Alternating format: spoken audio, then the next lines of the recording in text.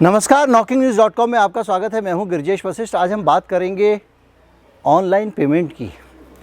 मैं भी इस पक्ष में रहता हूं अक्सर, और मैंने देखा है कि जो नए रूल आए हैं बैंक के, वो भी मुझे मजबूर करते हैं। और बहुत सारी चीज़ें हैं जो बार बार मुझे विवश करती हैं कि मैं ऑनलाइन की तरफ जाऊं, मैं कुछ एप्लीकेशन का इस्तेमाल करूं और उसके ज़रिए भुगतान करूं, ना कि मैं चेक के ज़रिए भुगतान करूं, ना मैं किसी कैश के ज़रिए भुगतान करूं। बल्कि ये पूरा सिस्टम मुझे इस बात के लिए विवश करता है, या कहीं कि प्रेरित करता है, या कहीं कि मजबूर करता है कि मैं ऑनलाइन पेमेंट की तरफ जाऊं। ऐसा क्यों है और क्या बदलाव हुए हैं सिस्टम में, जिन्होंने आपको अनचाहे में ऑनलाइन पेमेंट के शिकंजे में डाल दिया है। आप टेक्नोलॉजी से फैमिलियर हों या नहीं हों, आप धीरे धीरे उसकी तरफ बढ़ने लगे हैं। आज हम इसी पे बातचीत करेंगे, इसका व्यापक असर क्या होने वाला है और किस तरह से जो हमारी वैयक्तिक स्वतंत्रता है उसमें इतनी सी कमी हो गई है इससे। कहीं मत जाइए, चैनल को सब्सक्राइब कर लीजिए। बातचीत आगे बढ़ाते हैं।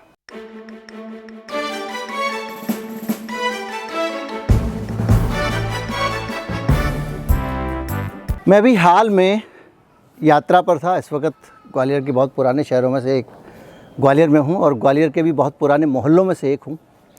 और इस शहर की जो खासियतें हैं वो बहुत सारी हैं। जो भी हैं, मेरी मातृभूमि है, मेरा होम टाउन है और मुझे बहुत पसंद है।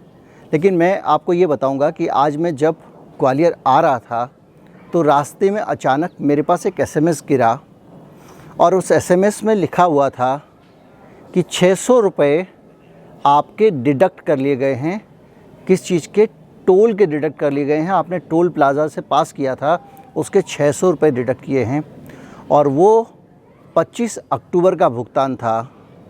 आज 1 महीने से ज़्यादा हो गया उससे पहले का एक भुगतान अचानक मेरे पेटीएम के फास्टैग से डिडक्ट हो गया। मसला ये नहीं है कि वो जायज़ था या नहीं था, ये मैं बाद में पता कर लूँगा।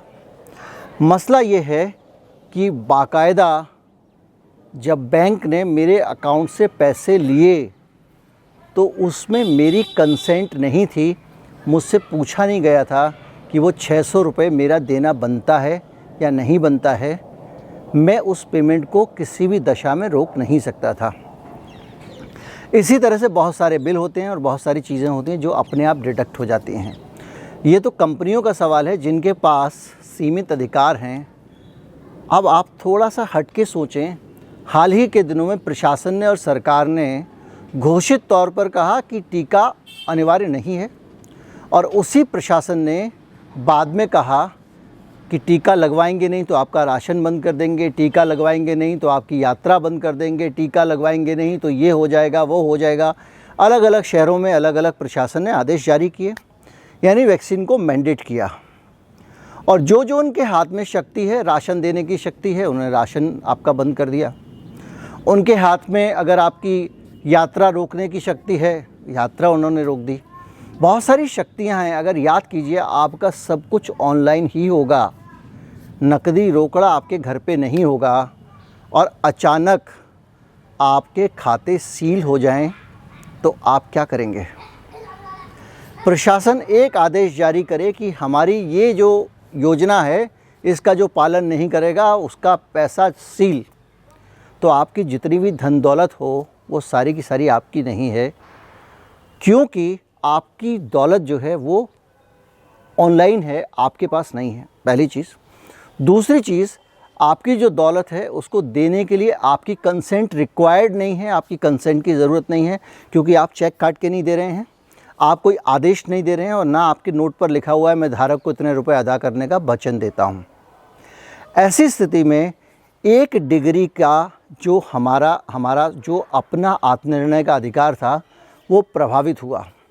कुछ लोगों को लग सकता है कि साहब क्या बाल की खाल निकाल रहे हैं, लेकिन इसके बड़े मायने हैं। जिस तरह से लगातार चीज़ें इस देश में घट रही हैं वो मैं आपको याद दिलाना चाहता हूं।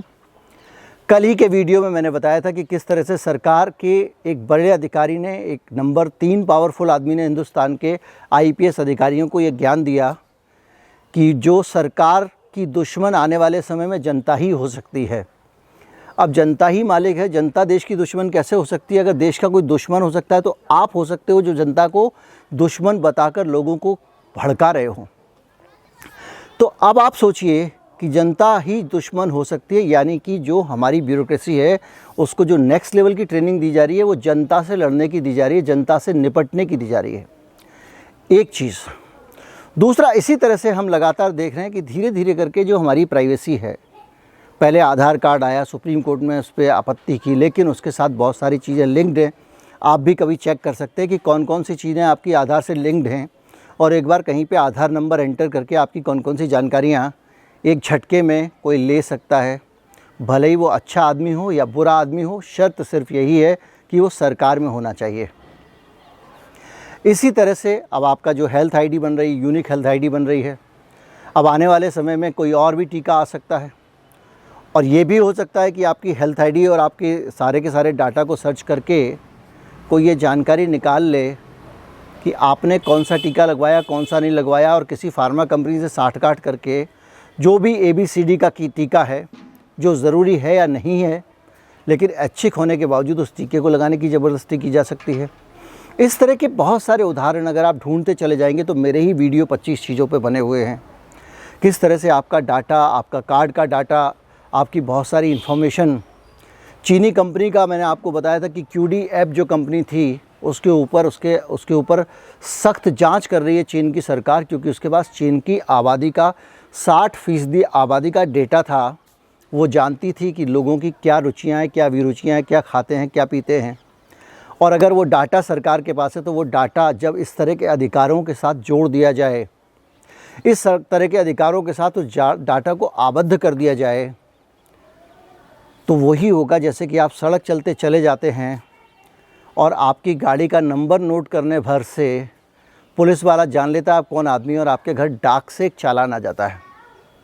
आप भले ही कहते नहीं कि साहब 1 सेकंड पहले निकला था मैं या 2 सेकंड बाद निकला था, लेकिन उसका कोई मतलब नहीं है, क्योंकि आपके अधिकार सामने वाली संस्था के पास हैं। तो ये जितनी भी ऑनलाइन इस तरह की कंपनियां हैं और जो डिजिटाइजेशन हो रहा है कैश का, और जिस तरह से सारा जो कैशलेस सिस्टम आ रहा है, उस कैशलेस सिस्टम का उसके पीछे मकसद भी यही है कि किसी भी तरह से इस देश की सरकार के हाथ में आपकी फाइनेंशियल पावर भी चली जाने वाली है। आपकी जो आर्थिक शक्ति है वो भी सरकार के पास चली जाएगी। जब तक अच्छी सरकार है, इस सरकार को मैं अच्छी में ही मान रहा हूँ, अच्छी सरकार है, अच्छे लोग सरकार में हैं, तब तक तो ठीक है, क्योंकि अब संवैधानिक संस्थाएं भी लगातार कमज़ोर हो रही हैं। तो जो लोग सरकार में आने वाले हैं वो अधिक शक्तिशाली होने वाले हैं, और वो और ज़्यादा मनमानी करने की स्थिति में होंगे। तो ऐसे में हमारी फाइनेंशियल पावर अगर हमारे पास नहीं रहती है तो स्थिति बहुत ख़तरनाक हो सकती है, क्योंकि हमारे सारे खाते, चाहे पेटीएम का हो, चाहे फ़ोनपे का हो, या कोई गूगल पे का हो, वो सारे खाते एक आधार नंबर से जुड़े हुए हैं। उसके ज़रिए एक झटके में, चाहे आपका मोबाइल हो, चाहे पेटीएम हो, या कोई भी चीज़ हो, उसको फ्रीज़ किया जा सकता है। ये दुनिया मत भिन्नता की है, मतैक्यता की नहीं है। इसमें अलग अलग तरह की सोच के लोग हैं। समय समय पर अलग अलग तरह की मांगें उठ सकते हैं, विरोध हो सकते हैं, जैसे आप किसान आंदोलन देख रहे हैं, जैसे हमने बहुत सारे राम जन्मभूमि का आंदोलन देखा है। और कल्पना कीजिए उस राम जन्मभूमि वाले आंदोलन में सरकार अगर लोगों को कुचलना चाहती और वो एक आधार नंबर से सारा डाटा निकालती और उसके मोबाइल से लेकर उनके बैंक खाते सब फ्रीज कर देती, तो क्या होता। और ये अगर आपको लग सकता है कि वो एक आंदोलन के ख़िलाफ़ है, एक लोगों के ख़िलाफ़ है, तो ये आपकी गलतफहमी है। वो एक नागरिक के ख़िलाफ़ है, और भारत के सभी नागरिकों की जो फ्रीडम है वो बहुत इम्पॉर्टेंट है, और सरकार कभी भी किसी की फ्रीडम पर डाका डालने का अधिकार नहीं रखती है। लेकिन जैसे जैसे चीज़ें बढ़ रही हैं, सोचने के लिए हम मजबूर हो रहे हैं। उम्मीद करता हूँ वीडियो आपको अच्छा लगा होगा। अगर अच्छा लगा हो तो ज़्यादा से ज़्यादा लोगों तक पहुँचाएँ। हमारे चैनल को अगर सपोर्ट करना चाहते हैं तो उसके लिए थोड़ा सा भुगतान कर सकते हैं आप। हमारा UPI ID इसके नीचे है। अब आप कहेंगे कि मैं भी UPI ID दे रहा हूँ, मेरे पास कोई और ज़रिया नहीं है आपसे इलेक्ट्रॉनिकली पैसे लेने का, मैं आपसे गिन के कैश नहीं ले सकता हूँ, इसलिए मैं इसका इस्तेमाल कर रहा हूँ। लेकिन मैं UPI अकाउंट में पैसे रखता नहीं हूँ।